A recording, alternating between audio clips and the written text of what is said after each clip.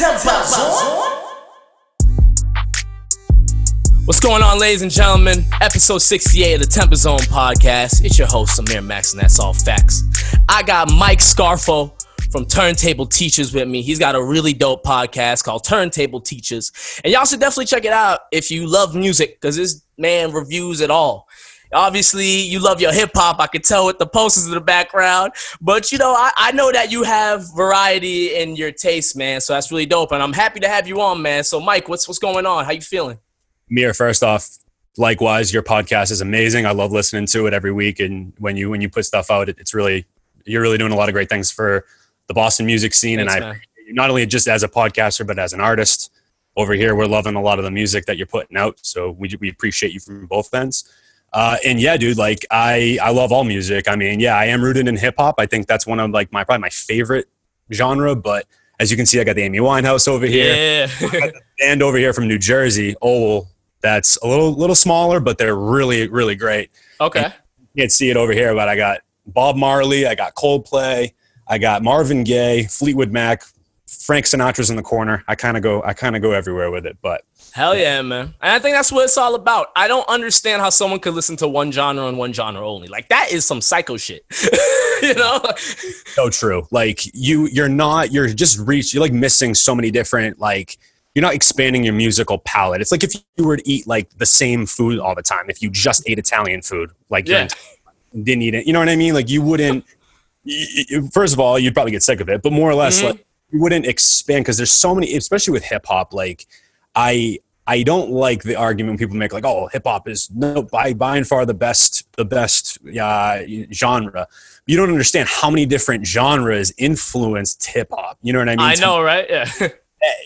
You know what I mean? There's just so many different subgenres of hip hop nowadays. I mean, it's amazing, and I love it. It's really almost within hip hop you can find like different genres in itself. It's really amazing. Yeah, man. Hip hop has gotten to that point now. It's like there is something for anyone. You got the sing rappers, you know, your traditional rappers. You have ones that are just like, oh my God, rappers, the loud rappers, the quiet rap. There's everything. It's, you know, the spectrum is there, man. And I think a lot of people don't take the time to find that music. And that's why I love your podcast, man, because you really center to the new stuff, whether it's the biggest artist or the artist from Boston who doesn't have that many followers. Like you're in the mix with that, man. You treat everybody equally with it. Not a lot of podcasters do that. They don't even, some podcasters out here don't even want to acknowledge the Boston music scene. They just talk about the big stuff because they're trying to think of everybody else. But it's like, yo, shed some light on the other guys here, like the other girls here. Like there's so much great talent you're missing out on. It's like when you're getting it from people around the area, like you should probably expect, like if it's dope, it's gonna even resonate even more with you. You know what I mean? I don't know. Absolutely. I mean, yeah, if you hear somebody, you know, from the area rapping about a specific place or like an event that maybe happened that you maybe went to with them, or I don't know, like there's so many different, music's amazing in that sense. Oh yeah.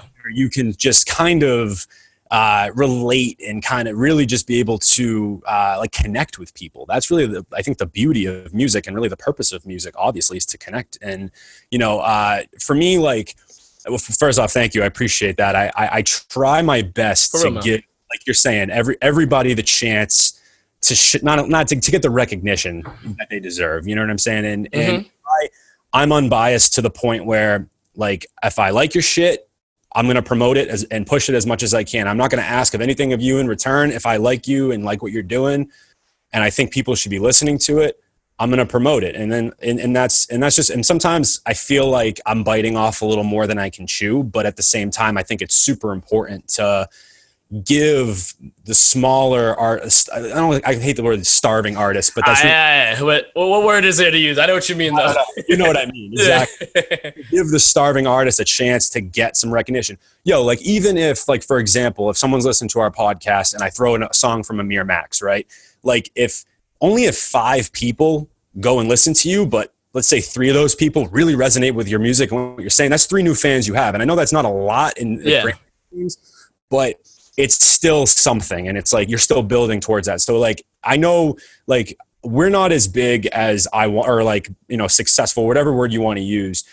We're not where I want to be yet, but with the platform we do have and like what we've built so far, I'm very proud of it. And I'm glad that we're able to give people that maybe don't have a voice and can't really market themselves or are having a hard time doing that. I want to kind of be a middleman for that and help others. It's really like, my nature as a person. It's always, I'm a teacher, I'm a basketball coach, by day. And then I do this, on this, this is really like a third job. That's how I treat it, man. And I feel like I have an obligation to do that given, like I said, the platform and everything like that. So. No, definitely, man. And you're definitely stepping up to the plate with that. And hence the name Turntable Teachers. You are a teacher. So it only makes sense that you, the name makes perfect sense, man. But what got you into podcasting, man? What made you decide to step into the podcasting world, man? Because I feel like right now we're in this time where I feel like your podcast came in right in on time. Because right now in 2020, all the podcasters coming in right now, they saw like, how much money is in it. You know what I mean? So right. I feel like your reason for the podcast is probably pretty deep. So I want to ask you, man, what got you to say, I'm going to start a podcast? Yeah, it's kind of interesting how it all how things happen, how life can kind of throw you away. I talked about this a little bit on one of the last podcasts I was just on with Bruce Beats and Eats. They're a podcast, the music podcast as well down in Florida. If anyone doesn't know them, obviously from our area, you should definitely check them out. They got some good stuff, and we'll put you guys onto the Florida music scene down there, the underground scene. But they got a lot of good shit there. Exactly. Oh yeah, Florida scene for sure. Good stuff too. And yeah. We go back and forth. Like I send him stuff from Boston. He's been reposting stuff from Boston, like vice versa. Like I'll put on for the people that he has in his circle. So it's really, that's, I think, like I said, in essence, the beauty of music. What I was kind of alluding to earlier is the connectivity aspect of it. Oh yeah. So yeah, shout out old head Ed from Bruce Beats and Eats. That's the homie. But hell yeah. I've said that about with us. It's funny because like I talked about this a little bit on his show where I've just been, from a very young age, somebody that's really into music. And I've always felt like I had a place in music, but mind you, I can't sing, I can't rap, I can't play any instruments, bro. I'm not equipped that way. But what I do have is, I got something to say to that, but keep going. I have a very analytical mind because I teach. Okay, you said it for me, yeah. Perfect, there you go. I teach English for context, and I actually use music a lot when I'm teaching because it's just a gateway to kind of introduce things. I think I was actually watching Hamilton this past weekend. Ooh, yeah, everybody's talking about Hamilton. I gotta go see that, man. I know I'm lacking on that. I know. You should. As a music fan, I'm not a huge fan of musicals, interestingly enough. No, me neither. That's why I haven't seen it yet. But so my girlfriend and I watched it, and then there was this after thing that they did, like a talk with Robin Roberts, and what Lin-Manuel Miranda said really kind of spoke to me. He said, he's getting some criticism right now for not depicting Alexander Hamilton as having slaves and yada, yada, yada, like the whole history thing behind it. I'm not going to get into that concept of it at the moment. But he said, this is a art form, and we wanted to use rap as kind of a gateway to open up this conversation. If you're coming to Hamilton to learn everything about the founding fathers in Hamilton, that's wrong. Yeah. Use it as a gateway to get into it. You know what I'm saying? So for me, it was like, how can I use music as a teaching tool, right? That was really what it came down to for me. And for a long time, I didn't really know how I was going to do that. There was actually one time I just got out of college, and I remember this very vividly. Kendrick Lamar's Damn came out, and I felt strongly about that album. I wanted to start a blog right then and there, but I had no experience making a blog. I was so inept with like marketing and I wasn't tech savvy at the time at all, really. The only background I had was in high school, really doing like video production. Yeah. And I enjoyed that end of it 100%, but I had no idea how to like make a website, SEO, do a blog. All that stuff was way over my head, and it just felt overwhelming. And just in the place I was in my life, it just didn't feel like the right time to do it. I even tried. Then I was like, all right, well, maybe try to do a vlog. We were just talking off air, like how much really goes into podcasting. Like people don't even quite understand the work, which is why I'm amazed that you are creative of not only with a podcast, but also your music. Like, I don't even know where you find the time for everything, but that's another story. Oh yeah. I say all this, and like I said, so I put up my phone, started trying to record myself talking about Kendrick Lamar's Damn, and it came out horrendous. And I just said, screw it. There's no way I'm doing it. Then with the whole kind of getting into the podcast, originally I had started this with somebody else, and we like originally had said, well, because we had such a good conversation with music when we met, and I said, well, you know, we should find a way to like do this, like, and get this out there. And he was a teacher; he's a teacher as well. So I was like, let's start a podcast. And he's like, yeah, sure. So it was so funny. The start of it really was we had a Guitar Hero microphone. We put it in, we didn't even have a microphone stand. We put it in a cup. Classic. Down into it like this to make sure, like, so the audio would like actually get in. Oh my God. And Audacity, like all that shit. So like that was our infancy stage. But again, I say all this to just say, like, if you are passionate about anything, you have to think about it in a creative way. Like, how can you, like, what kind of medium can you use to get it out there and get yourself out there? Whether you're, like you said, into music and you want to be an artist, or you want to talk about it in a podcast form, or maybe, you know, you want to express yourself through drawing or painting, or, you know, whatever it is. I always had, I knew that I had a place in the music industry. That's maybe arrogant to say, but like, no, I feel you. Yeah. And, you know, again, our voice isn't, I don't have the biggest voice, and I'm not looking to have the biggest voice. I mean, you shouldn't just come to me for music. I mean, you can get perspectives, but that's not. I feel that. So for me, it was just, again, it came from a place of passion and a place of just, again, wanting to educate others and show, you know, what kind of music is out there. And again, I was always the kind of person around my friend group, like, people were coming to me for music. Like, hit me up being like, yo, like, I love your stuff. Like, what are you listening to? Like, you always got the good finds. And like, when we would have, you know, people over, when I was living with my friends in Medford and the outskirts of Boston, like, you always the music guy. It always came to you. That's awesome. It was just assumed that, you know, my iPod or my playlist was going on. Yeah, who's playing music right now? Yeah, Mike's playing music. They know. And again, as a teacher, there was actually a lot of parallels between that and podcasting, which I didn't honestly realize when we started. We launched in January of 2019. So we've been going for about a year and a half. So you're right. Like, this quarantine was really the time for me and the people that we've added to the team since to really sit down and say, how can we really grow this and get the product to be where we want it to be? And again, it's still not where it is, but it's still a work in progress every single day. I always tell people, man, like, you don't have to be the one making the music, you know?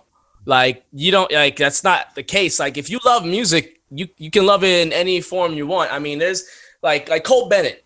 He makes music videos, but you damn sure believe that his passion for music is probably on the same level as his love for video editing. Like, it's probably, you know, right there. You know, if he could rap or sing, he probably would be doing that too, but that's just not in his core to pull it off. You know what I mean? To attempt it. So there's always ways, man. And back to the point you were saying about you, like, you know, not, you know, like, you might not play instruments and all that stuff, but like, you know, your analysis, you know, you still have a good ear. Like, I always tell people, like, the fact that you don't play an instrument or all this and all that you should never like that person's opinion should still be taken very seriously. They might see things in a completely different way. So like, that might be a perspective you want to take into account, because they don't know the behind the scenes. They don't know the ins and outs. So their brain is thinking crazy. You know, they don't know what's possible and what's not possible. You know, like, you know, like someone like me who's been in a studio and seen Pro Tools and all the plugins and all these different things like Melodyne and Auto-Tune. You know what I mean? Like I've seen it all. So that brain going into it is always a good thing. You know, you don't have to know music theory like crazy to have that strong music opinion. I've never been that believer. I've never been that type of person. No, it's so funny you even say that too, because now it's gotten to this point where some of the artists that, again, like I've just through networking have, created relationships with, and quality ones. And it's so funny. They'll send me like unreleased stuff and they'll just be like, hey, like, I want you to check this out. Like literally, like I was on the phone with Washi a couple months ago and I was helping him rework a hook. And like I said, I've never, and it wasn't like he called me for that specifically. Because, while I got you on the phone, can you help me with this hook real quick? And in my head, I'm thinking, why does he want my help with a hook? I don't music. Guys like Hero, Virgil, Heath 240, right? All these guys, I'm probably forgetting a few people, but Zafir, right? These are all guys that like, they trust my ear, and it's validating, but it's also humbling at the same time, because it's like, wow, like, they take the time, they're taking the time to ask for my input. That means what I'm doing is even more important than I even understand, I think. Sometimes, I think I have to sometimes come to that perspective and think, what I'm trying to do, what we're trying to do over here as a collective, as a team, we're trying to create awareness. Not only, like, I'm not even right now, in an ideal world, I would love this podcast to be a hub for music lovers to come and find new music, right? That's just really my goal. And then also, to show the world what Boston and really Massachusetts as a whole has to offer in the music scene. Oh yeah. People in Boston and Massachusetts don't even understand what we have here. So that's my goal now, is to show people, and actually one of my producers, Sam, he's so funny because he'll send a lot of the music that we review and that we talk about. Like, he and I just obviously shoot stuff back and forth daily. And he shows people in his circle, like the artists that we're like working with and the artists that we're promoting and reviewing and yada, yada, yada. And these people are like, wait, this guy's from where? This guy's from Hex, is from Kingston. He's 30 minutes away down in the South Shore. Or this guy's in Malden. Like, what the heck? This is insane. Like, they don't understand, like you said a little earlier, what we really have here. I think it's so vitally important to support the local, not only acts and artists, but our venues, just everything everything mass, bro. Support around us, like, and not to get too big on it, but there's certain things that like people think like if they do it, it's going to make that change they're looking for. When in all reality, you should probably start in your local community. You should probably, start from where you are at. You know what I mean? I think a lot of people, they're looking out here when they're not even, fixing hair and then working from that. You know what I mean? I just, God, you can relate that to what's going on now for sure. Like the things we want to change in the world. We want to see these changes on a global scale, national scale, whatever you want to say, but you're absolutely right. Like, it starts in our communities. It starts with our school systems. It starts in just educating our communities one by one, and really and then broadening it out. Because if a kid or somebody in a community, learns the right things to do, they're going to go out in the world potentially outside of their community and then create that change. So it really, you're absolutely right. It starts, and I don't want to be like somebody that's a super proponent for education, even though, like I said, I'm in the industry, and I think education is super valuable, but of course, otherwise I wouldn't be a teacher. But it's one of those things where you're absolutely correct. Like, no matter what you're talking about, starting within yourself, going to your inner circle, then going to your community, like all that is just so vital. So it's really at the core of what we do here and what we're trying to accomplish. Nah, man, I think that's great that, you're on that mindset. You're very aware of that because, right now, as podcasters, man, we are in a very important situation to shed light on the things that the media won't shed light on. Because, back to the point I'm saying with, starting local and doing everything local, like the media doesn't talk about how, there's anti-violence groups going on in these local neighborhoods, how there are these groups out here that are trying to give food to these kids who don't have much. Like, it's going on. There's a lot going on, and there are those changes that are being made. Absolutely. But the media doesn't cover it. So the people just don't think it's going on. And that literally can stem into a lot of bad things, a lot of bad rhetoric. It's just a spiral of problems that come from that, man. So I ask you, what are some ways that you try to combat this? I mean, I know that's a simple question, but what are ways that you are trying to show people other forms and other ways to consume the news that they're getting? So I think there's a bunch of ways that I'm just thinking about off the top of my head. There's, so I don't know if you're familiar with Hassan Minhaj. Do you know who he is? Yeah, no, he's great. He's great. Mm-hmm. Phenomenal. Him and Andrew Schultz, I believe, are the two. Yeah. In the comedy world, I mean, there's a lot of great comedians. I love Bill Burr. I love Joe Rogan's great. But like, if you want unbiased, factual things that have that comedic undertone, Schultz and Minaj are the guys to go. I know I'm getting into a totally different question from later on, but I feel that though. I love Andrew Schultz. I've been a big fan of him. Him and with the Brilliant Idiots with Charlemagne the God. That was like the podcast that got me into all that. I bring this up to say one of his recent episodes, he talked a lot about the media and in portraying how small news papers and things like that, how they're really like diminishing because the larger. Oh yeah, I saw that. Yeah, shit's crazy. Unbelievable, right? So for me, I actually I subscribe to the Boston Globe for a lot of reasons. Number one, because you're right. Like I want to get those stories that are happening in our communities in Boston, in Massachusetts, right? I want to know about those things. And so I get like the week, like basically daily, like I get emails for like whatever articles that just pop up and any ones that, look appealing, I go read, or that I think, have that I have time to read. There's just so much out there to consume, but oh yeah.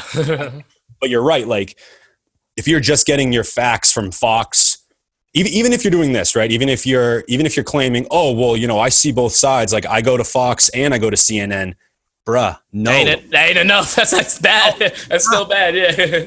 Because they're not, like you said, they're not portraying what's really going on.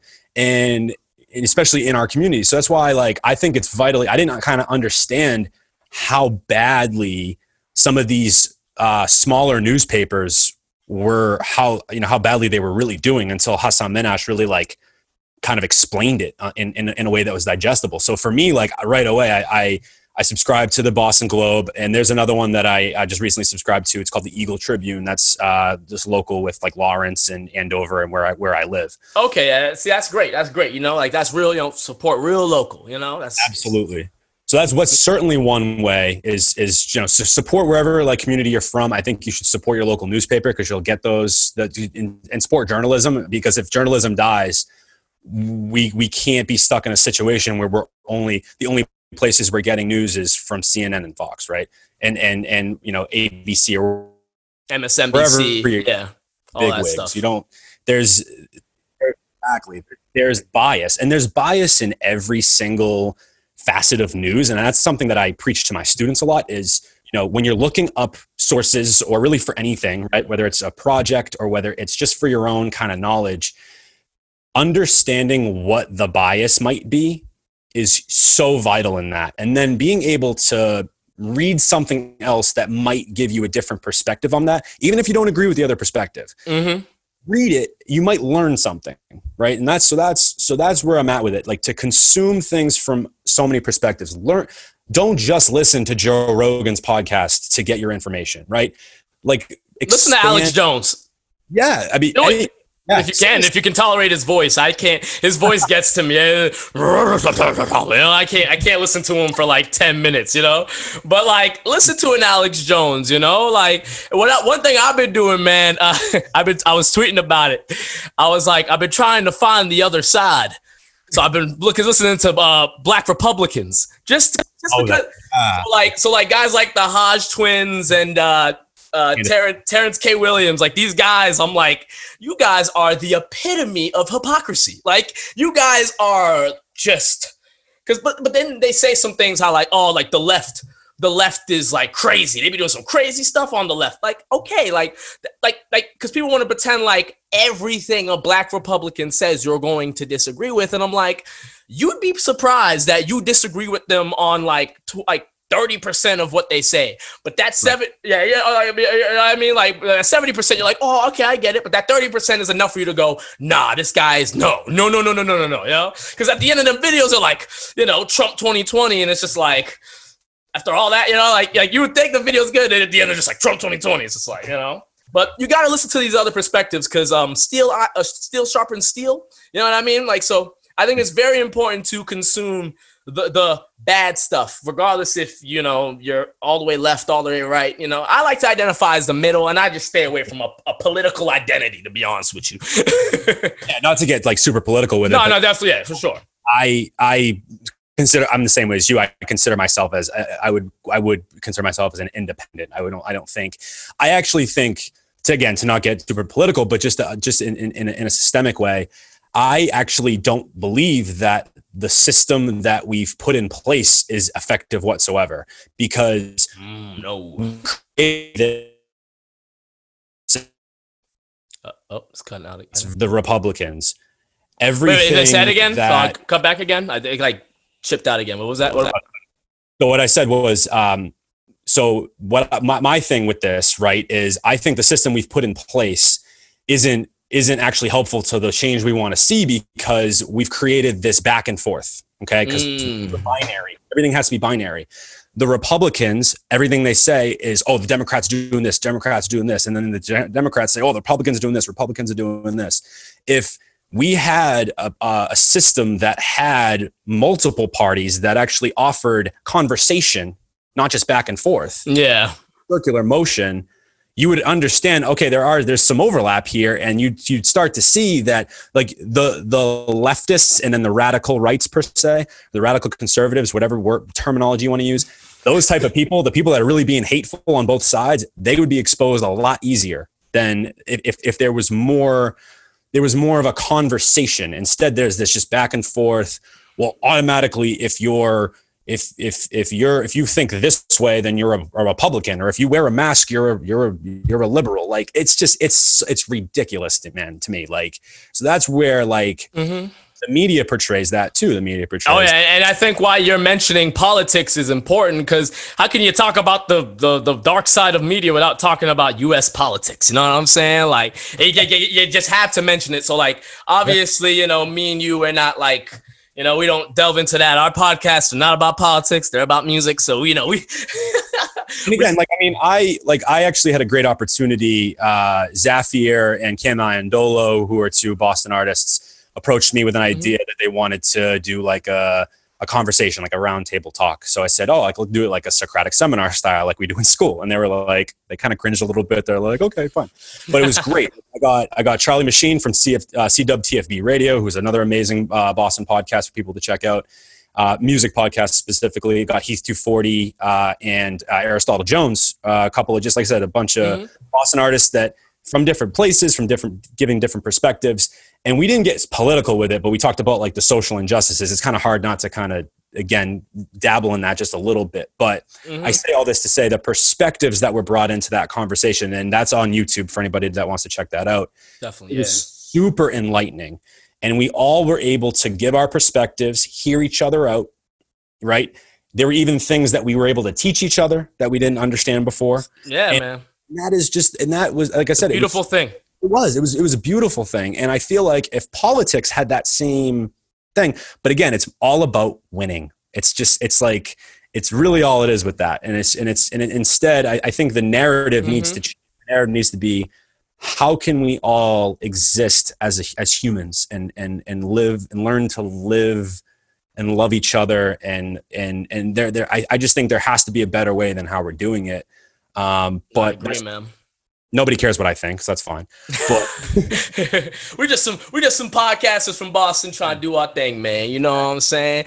And we're just trying to bring some good in this world. You know what I mean? We're just trying to, one person at a time. You know, you bring a change to one person, and they spread it, and they spread it, and they spread it, and that's the bigger picture. That's the thing we got to do, because there's so much wrong. There's so much to peel back, and people don't understand that, and they want to make things seem black and white when it's a bunch of shades. It's all everything in between. It's so, I think that's one thing people just always have to keep in the mind, and always just stay vigilant on what you consume, man. Absolutely. You need to be on the side, I think, of like humanity really is the goal of this, right? Like you all, you'd like to think everybody kind of understands right from wrong, but there's, that line is different for different people. But I think that there are some things that, like you're saying, like it's really what it comes down to is, do you have love in your heart, or do you have hate in your heart? And I feel like there's just, like you're saying, there's a lot of things wrong right now. There's a lot of hate going on in the world that I don't. And when you involve money, it changes everything. Really. So I'll definitely, I'll definitely say when it comes to just evil in this world, if you look into it, it probably had money involved. I would be willing to bet that too. Mm-hmm. And one other thing I quickly want to mention too. Not for sure. Yeah, no, definitely, man. Stop this. What I've kind of come to realize with kind of how I teach, I think is really important too, because I want to be able to teach as many diverse perspectives as possible. And I've actually gotten the opportunity to join my cultural climate committee at school for this upcoming year, and that's going to be really important because hell yeah, we're going to try to do a lot of things in our community that is predominantly white where I teach. I have a different perspective sort of because I've taught in city communities, and that's part of the reason why I was hired in Andover and where I teach because I have some different perspectives that some of the teachers that I teach with don't, mm-hmm. and or aren't, maybe it's not in their face as much. Yeah, no, I feel that. Yeah. So it's super important for me to do that. And then also I have the opportunity as well I'm creating a new course this year. I got the opportunity to do that.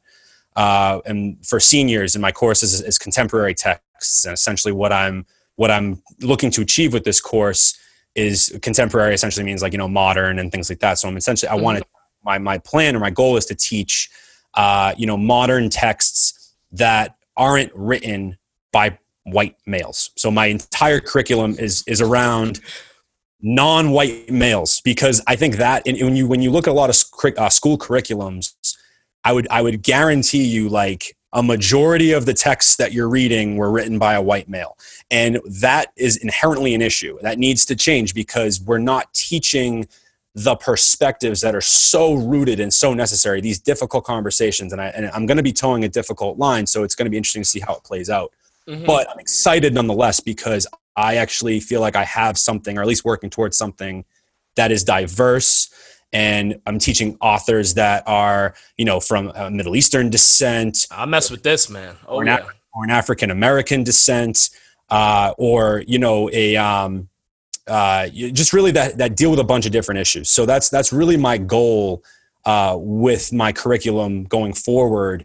Is how can I teach these diverse perspectives, and how can I instill empathy or try to, at least, in as many students as I possibly can, so that way they can at least. I give that perspective, all perspectives. Yeah, that perspective with them wherever they go. I think that's so important. So that's really what I'm striving for. Mm-hmm. And the fact it's contemporary too. It's the now. It's what's going on. Like these are words from now with people with experiences that that they can relate to with these people. And I think that's really dope, man. And it goes back to our the point with everything with that's wrong in this country, all the wrong things. And that's part of the layers is, where we consume all this stuff, we read and it's all from white men and, and way back then and they haven't updated stuff. It's just, there's so many layers to it, man. You know what I mean?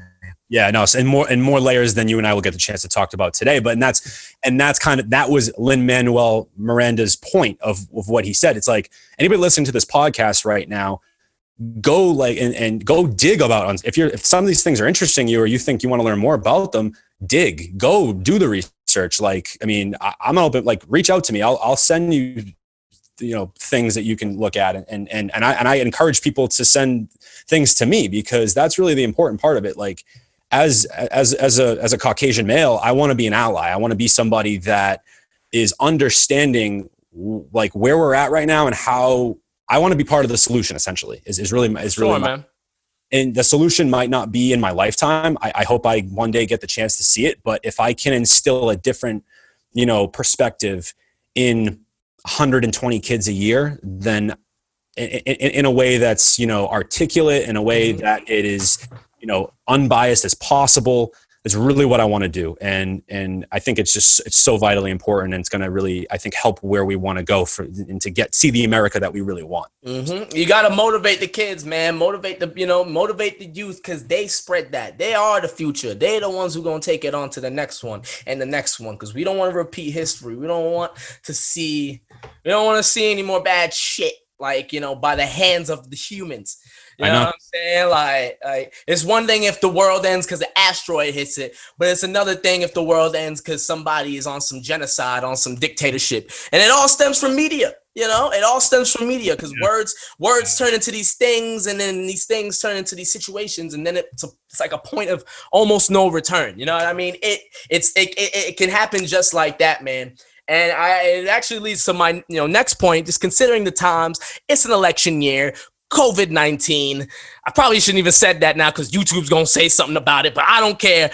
When it comes to everything regarding the Black Lives Matter movement, police brutality, musicians are in a weird position right now because I think so. Because it's like they can't put out albums because they can't tour for them, and on top of that, like, what type of music do you even put out in this climate? Like, I think a lot of artists are confused, man. So what do you think artists should do right now? Like, just overall, like what is the game plan for artists from your perspective? Well, it's funny because I heard you talking a little bit about this on your last podcast with Nick Torch. You were kind of suggesting that, to kind of go back to that, you were saying like I had all these love songs I was going to put out, and then the pandemic hit, and I had to kind of rework. Now with everything's like more like what side you on, right? Like with a more aggressive tone. Aggressive shit, yeah, or it's just anything just addressing this point in time. You know what I mean? Like, or you're trying to uplift people, right? I think those are the two things. Exactly. Yeah. So I grapple with this because we talked a little bit about this on one of our previous episodes where we talked about the J. Cole No Name controversy. Okay. Yeah. Mm-hmm. Yeah. We talked a little bit about that for like a warm up that we did on one of our Boston artist reviews that we did recently. And essentially my thought on this is if an artist wants to be like an artist like J. Cole, for example, I think his argument to No Name essentially was, I would much rather listen right now and learn. And then when I'm ready, I'll address it. And not that he hasn't addressed it in his music previously, but to sit here and expect the Kendrick Lamars, the Drakes, the J. Coles, whoever, right? To just, you need to speak on this right now. Like, we can't be pressuring people to speak on it if they don't feel quite ready. However, I will say that to say this. If those people, those artists, and again, these are artists that have talked about it in the past, but but it's now in ahead, right? We have to talk about it more than ever because we need to hold on to it. And then that's No Name's argument. She's one that's talking about this forever. And she's like, I have everybody. Like, she's almost in this moment where she's like, I have everybody listening and I need to get this out there. It's like this, almost like she's afraid that she's going to lose the audience. The momentum. Yes. It's important. Yeah. And I see that perspective too. So for people timing like is everything. 1,000%. So people like No Name that want to talk about it right now and be activist and, encourage others to talk about it, I think that's lovely. I think that's brilliant. If J. Cole, if the only thing we ever remember about, this is just one example, but if the only thing we ever remember about with J. Cole is that with this whole thing 10 years from now, let's say, is that he went at No Name, I think, or responded to No Name, I think that's going to be, I don't want to say it's going to be a chink in his armor, but if he's suggesting, hey, listen, I want to just listen and learn. I'm not like somebody that, I need to do my education about it. If he never comes out and talks about it again, a year, 2 years, 5 years down the road, that's on J. Cole. It is. He is a voice. So, one of the biggest names in hip hop, man. Exactly. On that level, like J. Cole's been killing it for 10 years, 12, 10, 11 years under Jay-Z. Like, he's just, J. Cole's such a big name, man. But then any artists out there too, you're absolutely right. Like, it was even funny. Like, the Rolling Stones came out of like nowhere and they dropped a song a couple of months ago about the pandemic and everything going on and all that stuff. I didn't even know that. Oh yeah, you should. It's actually a pretty good song. I'll check it out. Oh yeah. Interesting. Yeah. So they heard the whole song and they talked about, I can't remember the name of it off the top of my head. I want to say it's like Ghost Town or something along the lines of that. And they definitely got a little political with it too, which I found I liked a lot. And for me personally, I mean, I like when artists talk on real shit regardless. But even if here, like, I'll give you this example too. Even if you're an artist and you just want to talk about how this is making you feel, right? If you don't even want to like take a stance on it, if you're just like, this is like, what's going on is like really depressing me. Like, kind of like how Lil Baby addressed it, right? Like, I love that part of it too. Like that, like, I don't think there's a right and wrong way. I think to ignore it completely might be wrong. But I think that everybody needs to take that into consideration, that there are some people that, and I even take this down to like regular, like I've had people come to me that, cause I've been a little bit more outspoken about these issues than a lot of people, circle that I know. And I've had people come to me saying, listen, I had a friend of my girlfriend, she comes to me and says, you know, I wanted to ask you something, cause I have a friend of mine. Yeah. I didn't post a black square, and I haven't been really posting on social media about it. I know where this is going. I want to help out, but I'm not exactly comfortable in how I'm posting on social media. Like, is that wrong of me? And first of all, I was like, well, don't come to me and ask me whether you think it's right or wrong. I think she maybe just was insinuating this because I've spoken about it. Yeah, and just trying to do the right thing. Everyone's just trying to do the right thing, man. You know, and you have to be aware of that. You know, because people will, you know, complain about someone doing something, and you know they didn't say anything wrong, but they're just doing maybe just a lot, and then people are like, oh, like about this or that, like you're just trying to look cool. All this, all like, man, like what? They're just trying to help out, man. Like no, you're absolutely right. It's not that deep, you know? No, exactly. So I told her that. I said, listen, like if you're doing things outside of social media, which we all should be doing regardless, right? Like, you know, if you're donating, if you're protesting, if you are supporting black-owned businesses, if you are reaching out to, you know, your local politicians and representatives about these matters, you know, asking them how they're handling this within their community. Like those are actions. Those are actual things. Like to post something on your story, you know, it has merit, but it's not the end all be all. And like, I kind of explained that to her. I said, your friend is kind of wrong to guilt trip you into posting about it if you're not quote unquote comfortable. If you want to like repost something that you saw, that's great. But if you don't necessarily you can just listen right now and then act when you feel ready to act. But again, I want to reiterate this and be very clear. If you don't act ever and you just ignore it forever, that's wrong. In all facets, like from like when you talk to your homies to like even if you see an article about like the next police, police brutality incident, and you just brush that off. You don't even want to learn about it, see about it. None of that. I don't want to hear none of those news. Like get that away from me. You're like you gotta learn everything that's going on. You gotta keep up with everything. Like, 100%. and you can't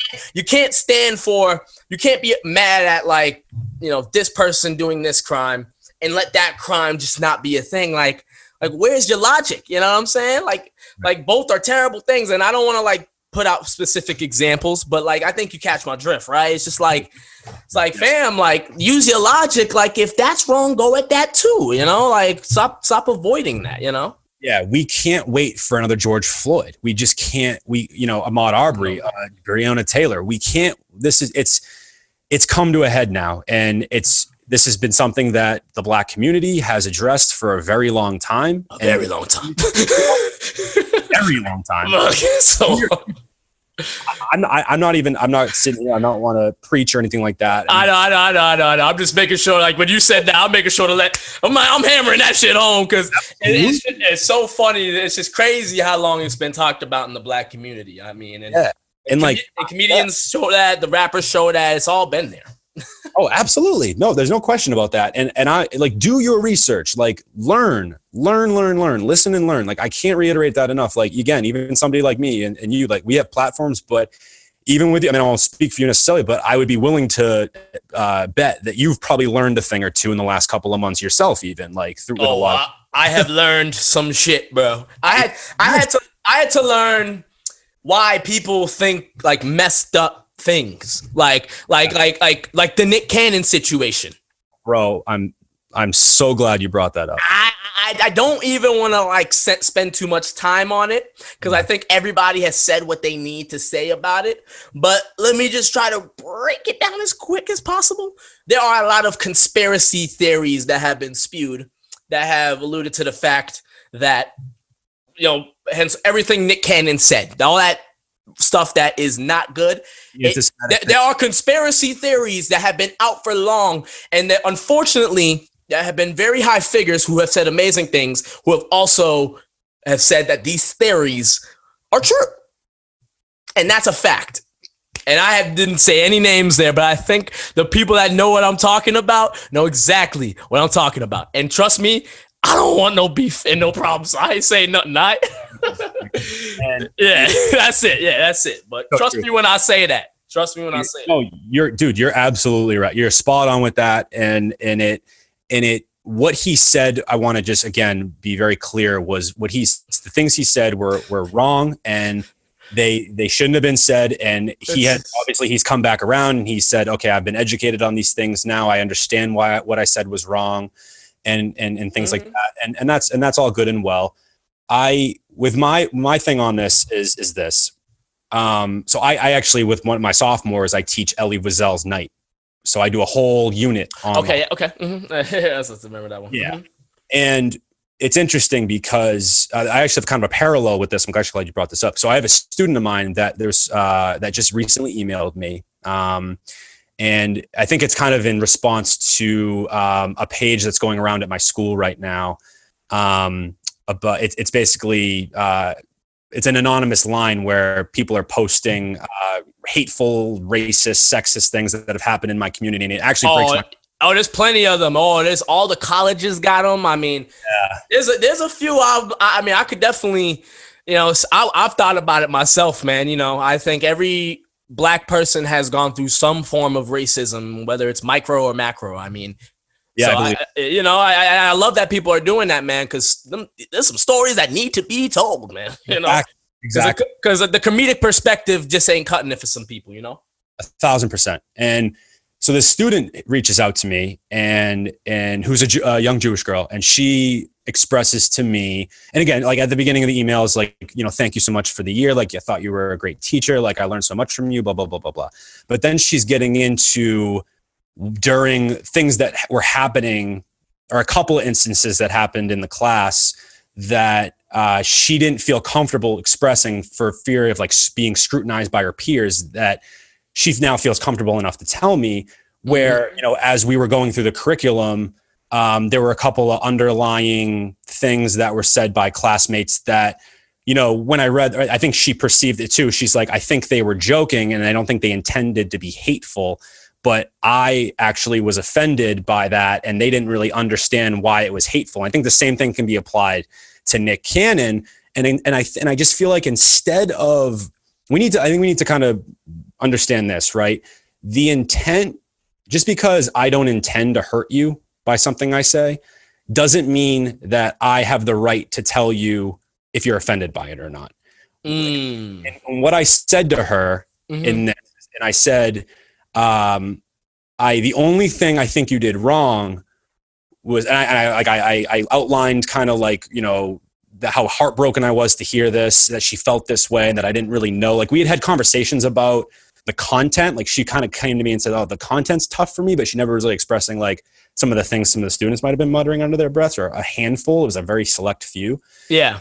And what I said to her was, the only thing I wish you had done, I know you had fear of being scrutinized. I wish you had either called that student out, or you had told me about it, so we all could have had a conversation and educated each other on this, because you could have learned how a way to approach that student and say, listen, I know what you're saying might be intended as a joke, or, I know we're dealing with a really difficult topic like the Holocaust, right? For example. Oh, yeah.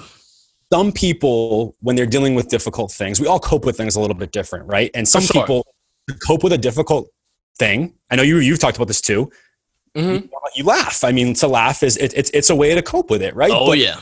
But there's a line there. And if this student had said, listen, when you said this, it hurt me because, and she's not wrong in the slightest for saying that. No. And the student is not inherently wrong for what they said. Now, if they said it out of hateful intent, or they didn't hear, or after hearing the student still were like, oh, you're wrong, like, or whatever, or like continued to say that thing, or didn't sit down and say, oh, I didn't know that. And now that I do know that, I can learn from that. And I now know that to never say that or say something like that. And now I understand, if I see it, I can be an advocate. I can be an ally for you too. And then it helps me because I understand, okay, I need to be aware, and it's so hard as people that aren't teachers don't understand this, but I need to be more aware of everything going on in my classroom. All the little stuff, everything. Right. I can't be so wrapped up in my lesson and what I want to teach, like that mess. And it's clear to me now, looking back, that, while I've really tried my hardest to, create a space that's safe and create a space that is talking about these issues, and not only that, but trying to address them and then take action on them. I need to look at myself and reflect and say, what am I not doing well enough to relay that message stronger? How can I relay this message a lot stronger? So now that's something that this summer going into next year, I have to consider. And I think the only thing that we missed there was that opportunity to talk about that and everybody learn from it. Now, like with certain situations like that, like you have to figure out, why is it offensive in the first place? And exactly. You have to hope that people care about the reason why. Because there are a lot of words in our just vernacular that have been deemed to be offensive, and like from Eskimo, the R word. These are offensive terms. Like the M word, midget. You can't say it.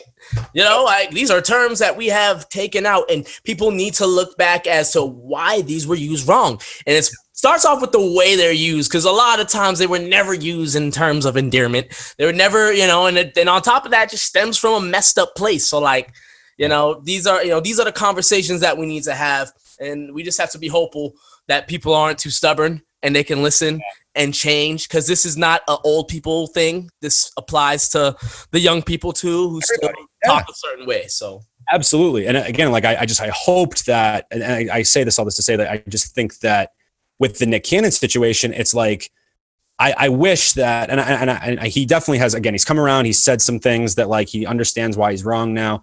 Instead of at the very beginning, everyone just being like, oh, you're canceled. I just wish that if he had come back around, if he had doubled down on it and been like, what I said was right. I ain't sorry.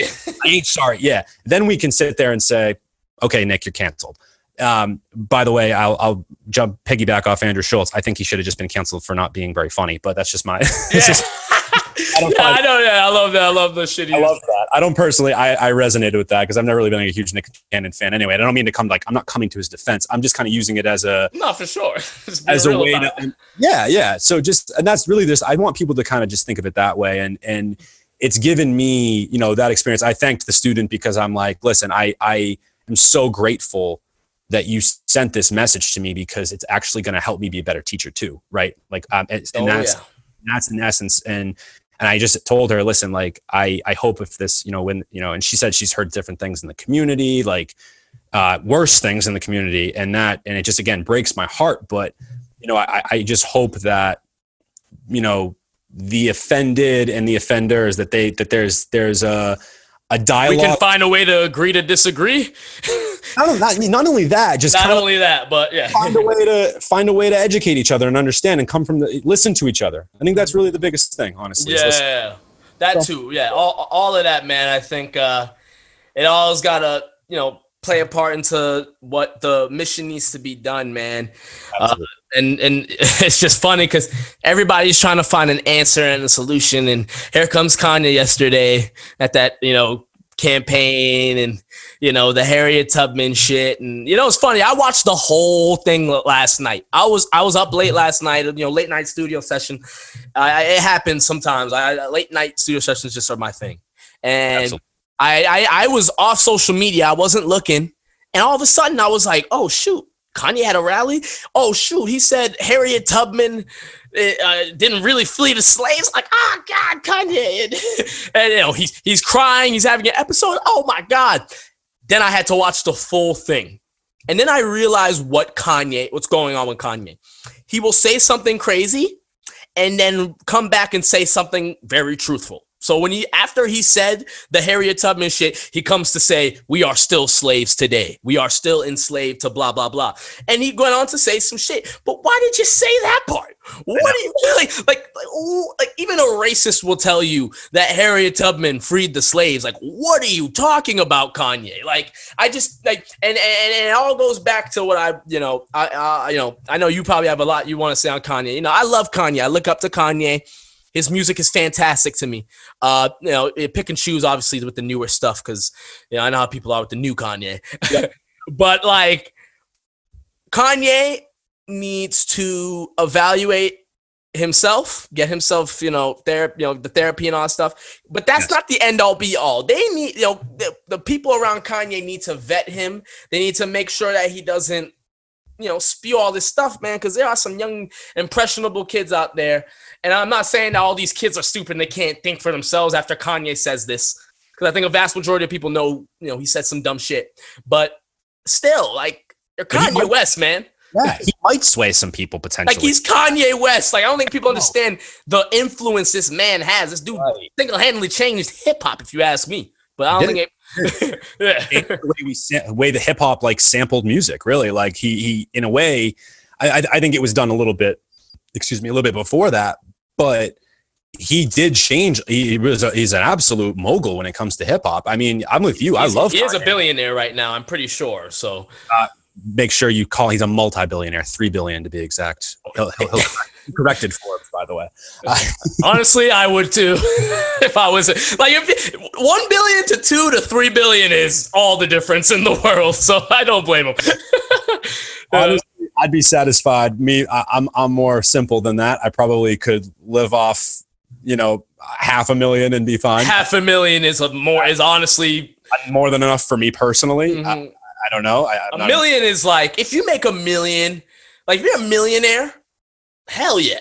I mean, I don't know how much, but back to my thing with money, bro. I mean, I've just heard all the stories and seen all the things, and as a psychology major, I look at the brain, and when I realize is that money, it's just like, it can buy you happiness, but that's not the end all be all to money. It's not going to fix it. It's not going to solve every problem, Well, I mean, look at how many artists, famous people are just like tortured. Look at Kanye. Kanye. He got all that money, and he's still look at him. He's still a mess. I know he can't. He can't afford a good psychiatrist. Like, I know, right? Dollars, like for real. You know what I mean? And it's crazy.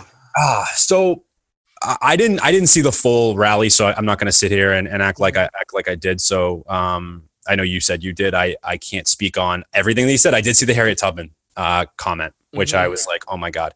And he deserves all the flames for that. Like, I don't care. I know it was like, oh, you took him out of context. No, he still said that shit. I don't care what he said after. He still said that.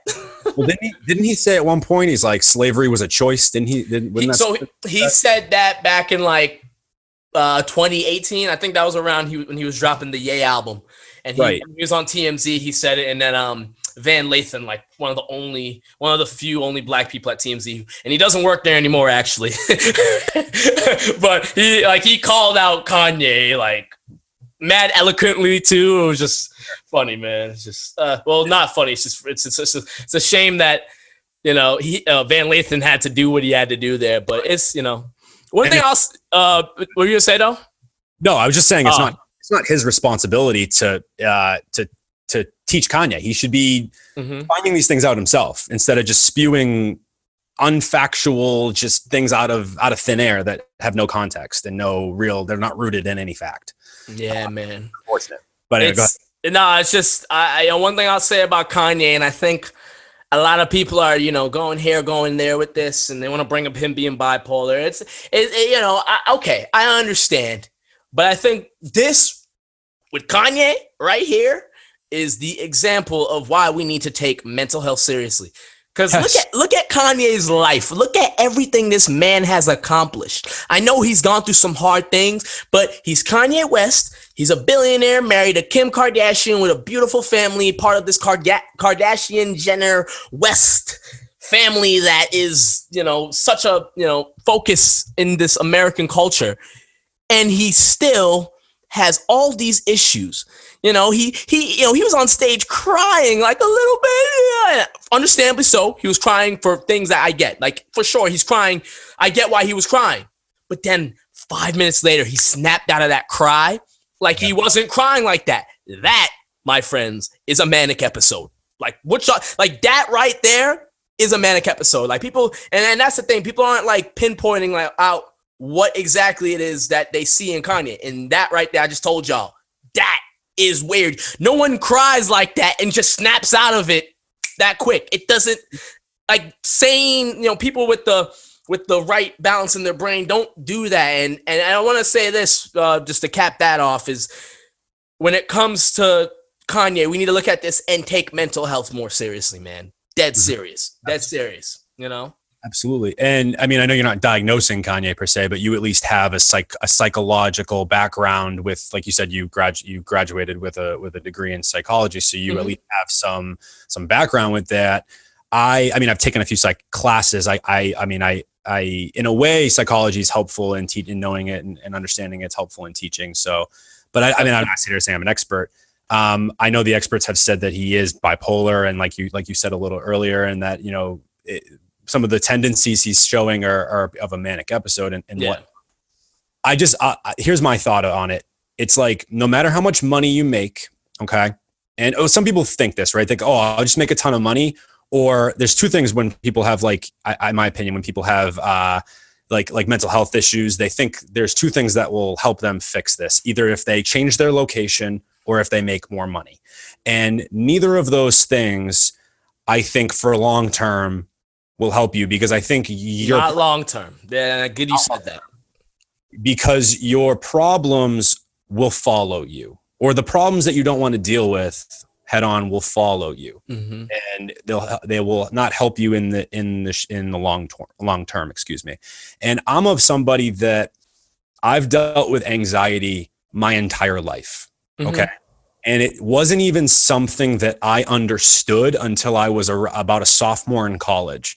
Once I really started to understand what I was actually feeling wasn't normal. And I ignored it for a long time, throughout my entire high school career, and it hindered me from growing as a human being in a lot of ways. I like to think I have a good head on my shoulders, and I'm a good person, and that I see the good in people, and that I'm helpful, and all these things. I think I have good qualities, but I wasn't helping myself. And it got to a point where I had to look at myself in the mirror and say, if I can't help myself, how am I supposed to go into the world and help kids through education, teaching, coaching, all that stuff? How am I supposed to do Real that? Shit, man. Yeah. How am I supposed to do that if I can't help myself? And I got myself help. And that's different for everybody. I'm not going to sit here and preach what you should and shouldn't do. I mean, I personally went through a lot of therapy, and that was super helpful for me. Same here. Same time. I've gone through therapy and all that, man. Oh my God, man. Because look at it from this perspective. It's like, some people think, as men, right? Let's just put it this way. There's this, I think it's going away, but I think for a long time, I don't know, like, definitely like our parents' generation, this like blind, just like masculine complex. I was about to go there, man. Not a bitch if you're a dude and you go, like, why is that a stigma? Or like, why was that? Maybe that's part of the reason why I didn't go for a long time, because it's all of us, man. We all were there. All men have been that, like, you sad? What you sad for? That, man? Get over it. Blah this, blah that. It's like you're scared of this. Oh, blah this, blah that. Like, it's to act like we don't for me to sit there and say, I think it was more me. I think in a lot of ways it may be more of a man to finally sit down and say, listen, I have a lot of deep-seated issues and I knew, and it's funny, I knew where they stemmed from. I knew where they came from. I grew up in a household with, it was my mom and my two brothers, and I was the oldest of three, and my single mom, just trying to like figure things out. You're the oldest one, man. I was the baby in the family, so you being the oldest in the family, you took on a lot. Yeah, exactly. Absolutely. But it did do a number on me in some ways. But that, for me to sit here and just say and blame it on that and then do nothing about it, that does nothing for me as a human being. It does nothing for me as a man. And when I am lucky enough someday, hopefully, to have a wife and a family, like I I don't want to make, the same mistakes as, or do the things that, got my family where they were in the first place. So for me, it was like almost an obligation to not only myself, but like my future. It's like I invested in my future by getting myself help. And I mean, I'm not sitting here saying I was like suicidal or I was like super depressed that I couldn't like go day to day. Like you would never think that I was going through things. The levels to mental health, the mental issues that everyone has, everyone thinks, I feel like a lot of people think, if someone's diagnosed with bipolar, they're thinking the worst about you. It's like, nah, like sometimes that's dude, okay, like man's, this girl is bipolar and, she might have like a mood swing once a year. That's it. That's it, like it's not even that, like, there's levels to each and every mental health disorder. So I just want to make that very clear because for sure. I hate when people are like, oh, Kanye's bipolar. That's why we shouldn't vote for him. What are you talking about, man? Like that make no sense. Like half this country has a mental disorder, but you ain't trying to talk about that, aren't you? No one wants to talk about these things, man. It's a very dark topic because when you really break it down, it's, when you look at suicide in this country, it's white men who are doing it. It's like by a lot. Yeah, no, it's by true. a lot. The statistics say that, and and it comes, I think, from like pressures and from their parents or pressures from lineages of like the family being so successful. Exactly. Or it drives them to substance abuse and things like that, which are ways that people cope with these mental health issues. You were talking, I remember you're not to reference the past episode again, but you were talking a lot of this with Nick when I was listening to it the other day when you guys were talking about. We got busy during that episode. I don't blame you to reference. Yeah, no, it was a great episode. And you guys were talking about Juice WRLD and Mac Miller, and it's like for us to understand that you can be Kanye West, Juice WRLD, Mac Miller, or Amir Max, or Mike Scarfo from Turntable Teachers, like to anybody in between, like we all deal with things in our lives. And I didn't mean to necessarily like compare it or anything like that, or say that my situation wasn't as bad as somebody else's, because I think it's an objective thing. Like I know what you mean though. You know what I mean? Exactly. Mm-hmm. But I think it's up to us as people to literally like, as like I said, as men, like I had to put that masculine card per se aside and just say, just as a human, regardless of my gender, like how am I going to be able to navigate the world and be a better human being than I am right now for not only the other people around me, but really for myself? Because it's the analogy of like when you're on an airplane, make sure you put the oxygen mask on you before you put it on somebody else. It's like you have to take care of your own shit. And if I didn't take care of my shit when I did, and well, I shouldn't say I take care of it because it's still a process. Like it's a continuous thing every day. Cope with it and deal with it. And some days are better than others and things like that. But it's just to be able to sit and reflect and understand that, I am a flawed human being. And exactly. No, and we ain't perfect out here, man. Ain't nobody perfect, Bro, perfect is something that is unattainable, unachievable, all that. Yeah, man. Should be thrown out now. If you're not making mistakes, you're not growing, you're not learning. I'm just gonna put that out. Oh yeah. Like if life was just nothing but, a clear path, you're gonna get smacked eventually with some form of reality. Like it's gonna hit you somewhere. You could, go to a social setting where it's a little lower than you think.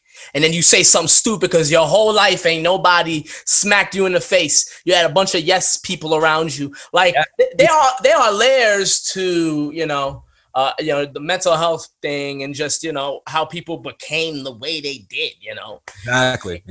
And there's so many contradictions to it. It's like, you look at people who grew up in these super strict families, like they grow up and, they handle their shit, they get their stuff done, and they're super successful, but it's like, at what cost, at what cost did Michael Jackson, what did it take to make the Michael Jackson? You see, like, what his life was, like the shit he went through, like, was it worth it? Was it worth it, man? Like these are the deep questions I'm trying to tackle, but ain't nobody trying to talk about it. Like no one wants to talk about PTSD in the Black community. No one wants to talk about anxiety in America. No one wants to talk about the suicide rate amongst the suicide rate in terms of mental health and how the dominating, people who are doing this are white men, like from the ages of like 22 to 45. Like no one wants to talk about that. The media don't want to talk about it. It goes back to the media, man. You know, so it's up to us to shed light on these things as we're doing now, bro. Like this what we're just doing right now, bro. You know, this could spark the next, you know, good thought into the next person who could become the next president. Like you just don't know what words do, you know. And I'll kind of leave this conversation here. I with this last thought, I think that when people are saying things like, and I want to make this very clear, people are saying defund the police and things like that, I want people to think about, my thought process is this. I think we should throw out the word defund because people are holding on to that, because defund, the root DE actually like obviously has a negative connotation to it. My new word is reform. And I think we should be asking the question of, listen, you know, there are not enough. First of all, I have a good friend of mine, and as a psychology major, I'm sure you know this, being in the industry potentially, that you guys are, as teachers as well, psychologists, just to get into this field, grossly underpaid. The conditions are not good. They're not supported, and people burn out. It's too much, and they get out. But it's such an important profession, and we're not putting the resources that need to be put in place to help our communities and people that are going through mental health issues, because we all deal with it. There isn't enough right now. There's not enough infrastructure to help that. So we're putting that on the police and people, like, and it's just too much. It's like, we shouldn't be asking them, we shouldn't be, you know, crucifying them. I mean, crucify the people that are corrupt and doing the wrong things, but we should be asking the question, what needs to be done? What can we take off your plate? And what money can we allocate and create some of these institutions that are going to help these issues? And, you know, Hassan Minhaj, to go back to him, he had another one when he talks about his mental health. He says he did research, I think it's in the Dakotas, if I'm not mistaken. There is one therapist or 700 miles. I don't want to get the number wrong, but it's like a crazy amount of miles. And she has she's crazy. I remember that one. 7 months. It's like, it's almost as if to say, oh, you have a mental health problem? Okay, call us back in 7 months and we'll help you. Well, what if I don't? 7 months. I mean, it's like what? Yeah, it's like, in some insurance companies don't cover certain mental health things, and like only a set amount. It's like, it's this. I don't want to, like, again, get like super preachy, but like I feel you, man. You gotta say it for the people in the back. I feel you. I feel you, man. There's systems that we could put in place if we got a little creative and really thought about how can we help exactly what you and I are talking about.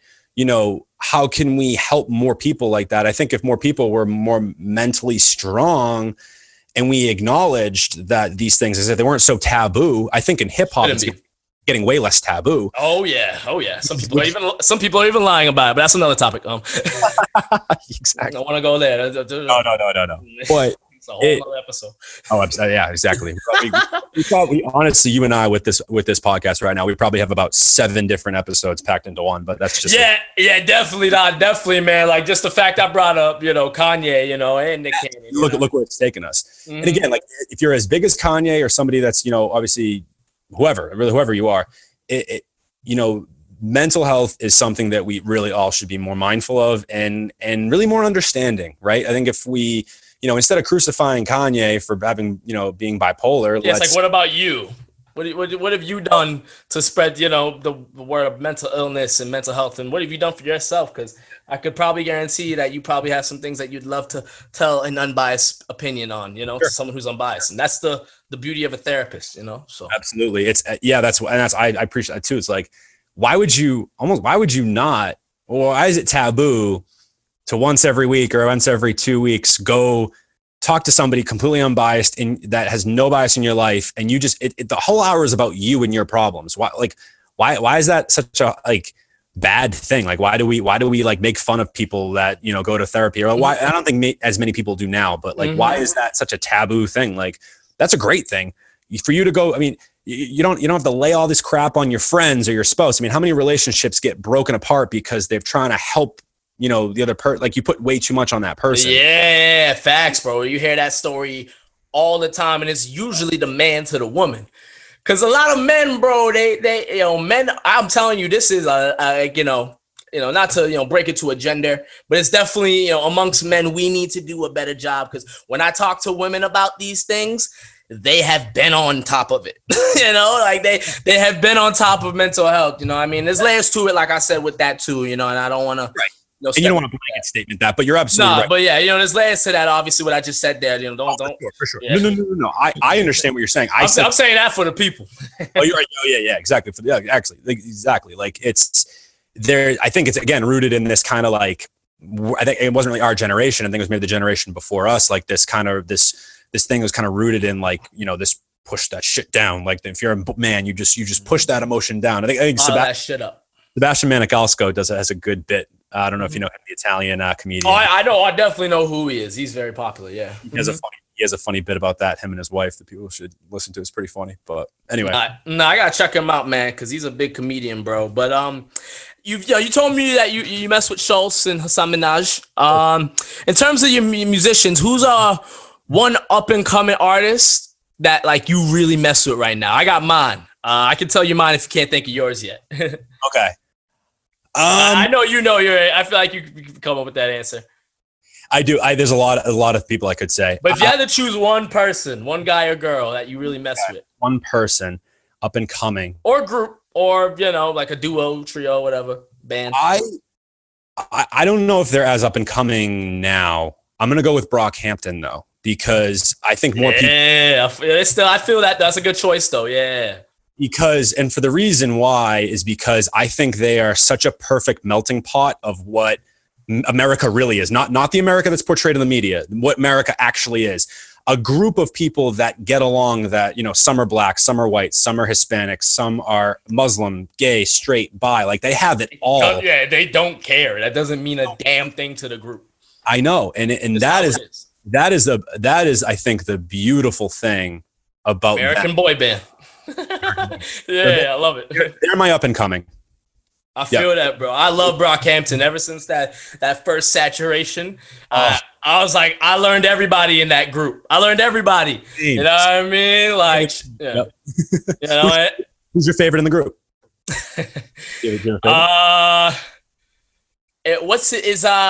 Is his name Bear? Black. Bearface. Yeah, he's really good, but then you have Merlin, who's just oozes character, and then Matt Champion is. Those three. I like those three. Like, probably in that order because I like what's his name? Bear. Dude, he be doing some melodies that I'm like, this is exactly what I want to do. Like this guy is singing exactly how I am. So, ladies and gentlemen, if you ever wondered, well, what singers does Amir really mess with? He's one of them. Like his melodies, I hear him just like, damn, you know what I mean? And to tell you who I'm really messing with right now is Don Toliver. I love Don Toliver. His melodies are just unreal, and he never does the same flow. He's always keeping you guessing, doing something different. His choruses are big. He's very Travis Scott like, but he's more R&B than Travis Scott, like he does a lot of R&B things, but he's still hip hop. And he's on the Weeknd's tour. Like, he knows his lane. He knows what he's doing. And I just love everything that he puts out. Like literally every song this dude has, I'm like, hell yeah.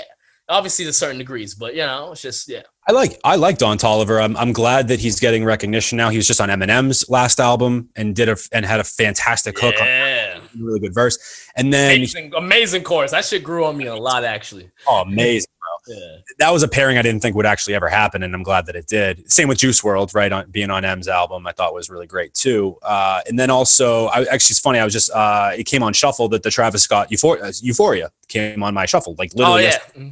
And I was listening to, I was like, oh yeah, I hadn't heard in like maybe a couple of months since the album came out, because like there's so much music, I consume so much music, sometimes I forget, and I'm just like, Don Toliver, yeah, I got to get back into him. So it's so funny because you said that, because I was just thinking about this yesterday, how I have to get back into his album, because I listened to it a handful of times when it came out, loved it, have heard him on a couple of other people's things.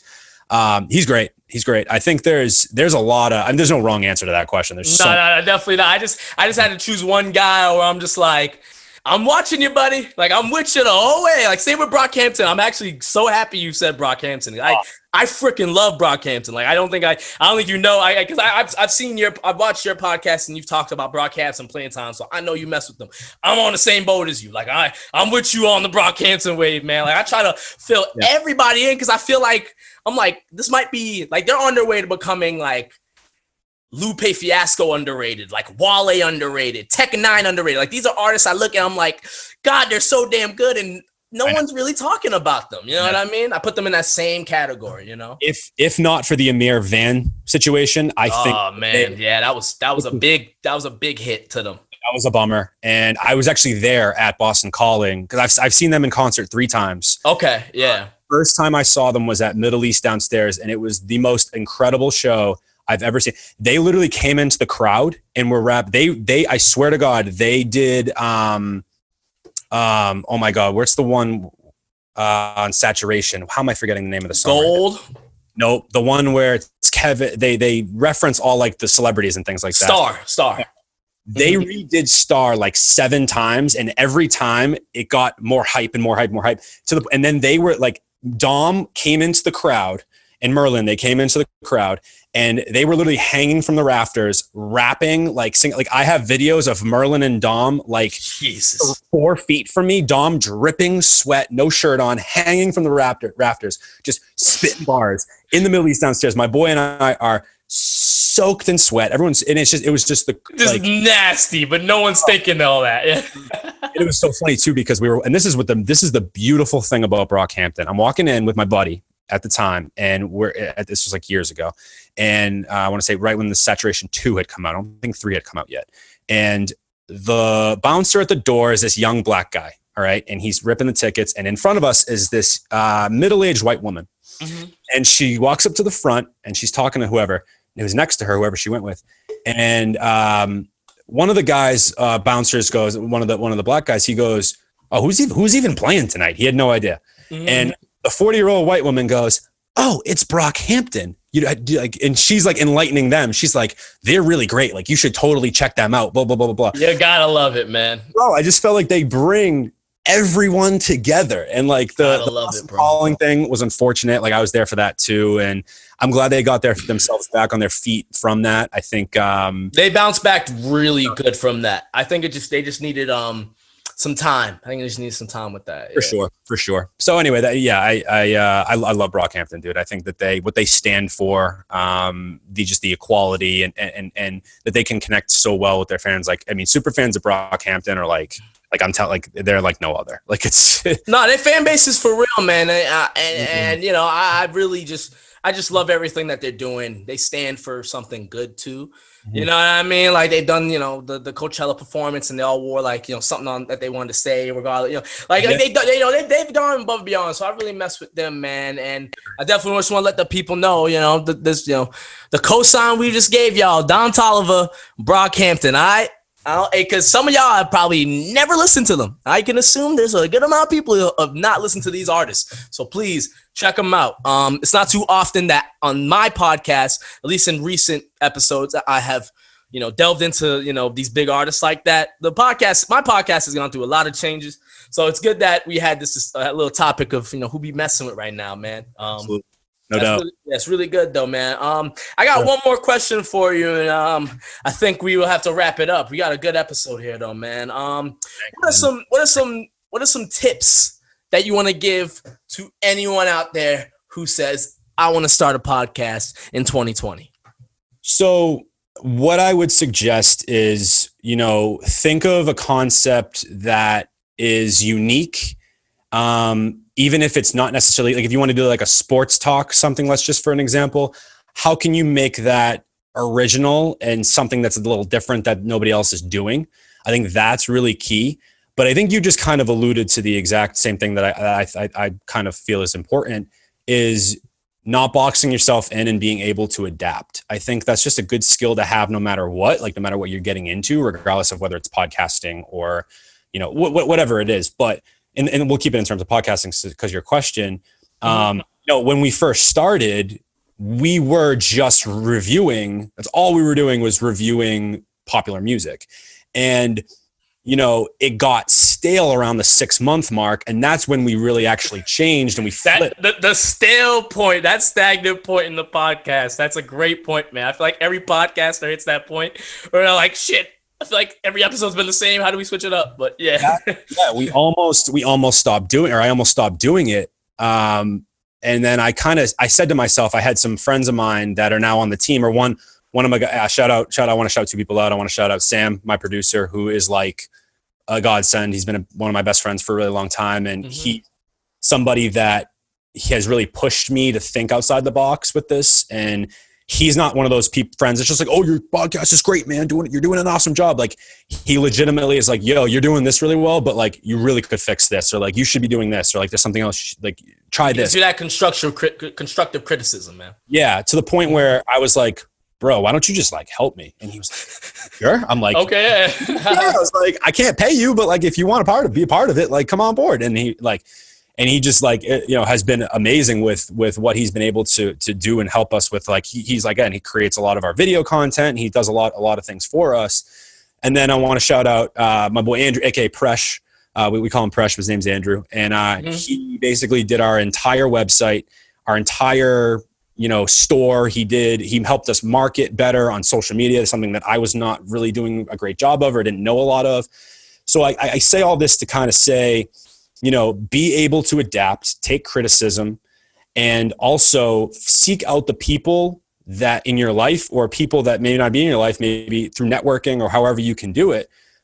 Seek people out that know how to do some certain things better than you do, right? And seek them out, get their advice, and either do it yourself or hire them to do it. Or if they want to do it pro bono, that's awesome. But, you know, network and get that help, because that's going to be crucial for your growth, and it'll help you to, you know, not be it to become, like we're saying, as stagnant or stale as it was. And I'm just super thankful that I had certain people in my life and that certain things happened at the time that they did. Actually, this time last year, to be honest with you, like I said, I almost quit. I almost said, you know what, this isn't, you know, we were getting to the point where, like, you know, we weren't as involved, like as in love with what we were doing, to the point, you know, where we had, you know, some people depart, but from the team.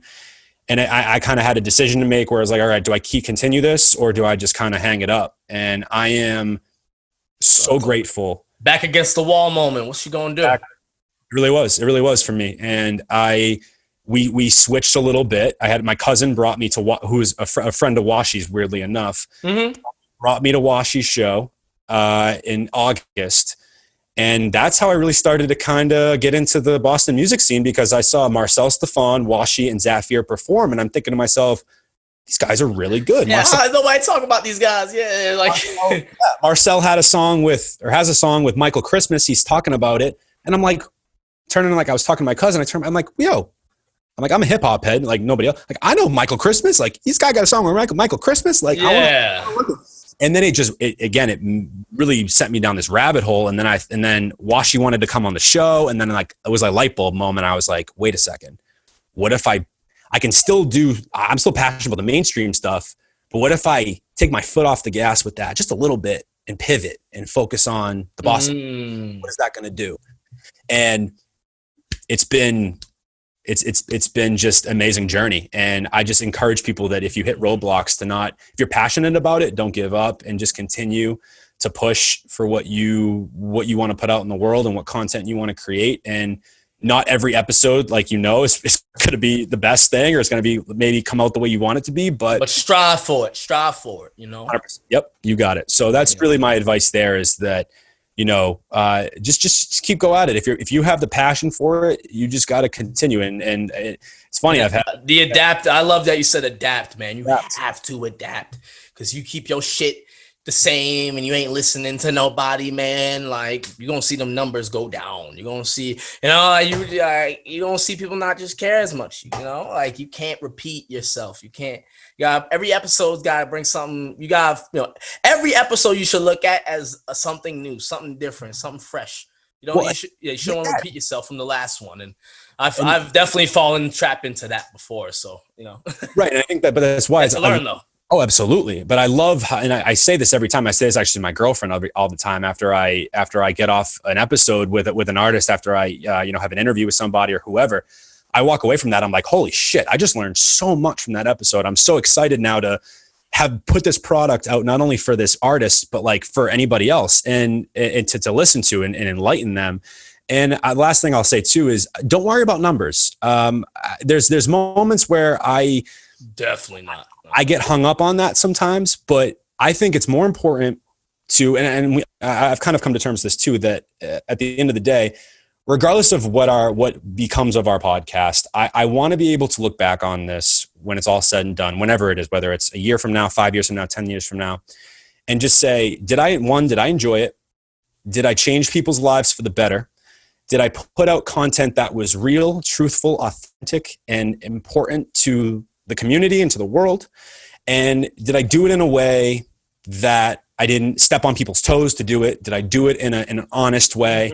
And if I'm able to look at that at the end of the day and sit there and say, and answer those questions with a resounding yes, then that's all I care about. And then, I think it's like you have this too, that, pay attention to the people that are actually riding with you. You know what I'm saying? Like, pay attention to the cult following that you have, because I feel like with us, we're not huge. We're definitely, we're growing, we're getting bigger, and I love it. And the growth, to see it, it's amazing. It's validating. Fantastic, bro. It's fantastic, man. All around.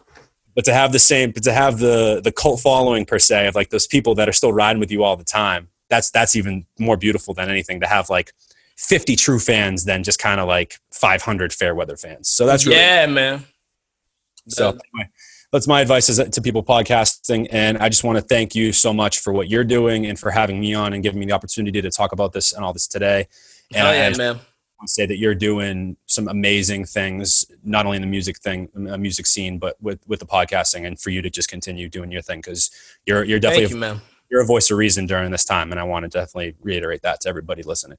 Thank you, man. I really appreciate that, man. And with your podcast, Turntable Teachers, you're really putting on to the people, for the people, not just in the Boston scene, and, sharing my song out there, which is, I appreciate, so much, man. You know that already. you know how the artists be with that. We appreciate that. Artists are so thankful for people like you, man, who are really putting on like that, because like at the end of the day, I make music, you know what I'm saying? Like, so regardless I have this podcast, I'm still a rapper. I'm still an artist. So it just don't hit the same like when you do it. You know what I mean? Like, it don't hit the same when people like you are doing it. Like, it hits different, and it just means just a little bit more, to be quite honest with you. And that's coming from me, y'all, saying that. Like, I know how people may perceive things. So for you putting people on, man, doing that, I just think it's really dope. And you're shedding light to the unpopular songs too. So that's dope. I think people, you gotta put people on to that, because so many people listen to the same shit over and over. It's like, you do realize there's other cool popular stuff too. Like, you don't have to stoop to like, artists that aren't that popular if that's not your thing or anything. Like, so I love what you're doing with that, man. Keep it rolling, man. It's only gonna grow from here, right? Absolutely. That's the goal. Much love. And like I said, the Boston music scene, the Massachusetts music scene has a lot to offer, and make sure you're continuing to listen to Amir's show. If you're a fan of Amir's show and you want to see what we're doing over here, come support us and check follow out us. Mike, man. You guys we'll definitely take care of you guys. We'll give you guys some local music that you'll be able to show off to your friends and your family. Say, hey, this guy or gal's from down the street or the next town over. And I think that if we support our own here, we can hopefully as a collective work together to grow, to be what we want to be a New York, to be in LA, to be in Atlanta, to be a place where, we can cultivate music and artists and grow them and organically and together. So that's really the goal here. So it takes one moment and bam, it all happens, man. So, I definitely appreciate you saying that. Mike, thank you for being on TempahZone podcast, man. I really appreciate your time, man. This was a really dope one. Thank you. No, thank you for having me. Absolutely. I appreciate it. You guys can follow us at Turntable Teachers. Hit up our website, www.turntableteachers.com, for blogs, new episodes. We've got a lot of great announcements and things coming really soon, actually. We got some partnerships in the works. So guys, definitely make sure to head over to that. And yeah, See, you a podcaster. I didn't even have to tell you to plug your shit. See, I wasn't gonna say it, but you plugged it like you're a podcast. That's so funny, man. That's hilarious. I just beat you to the punch, just so that way you would make fun of me for that. That was it was all the plot. Yeah, let them know. I've been around the block. Hell yeah, man. Mike, thank you for being on, y'all. This is episode 68. Thank you for tuning in, y'all. Until next time, peace.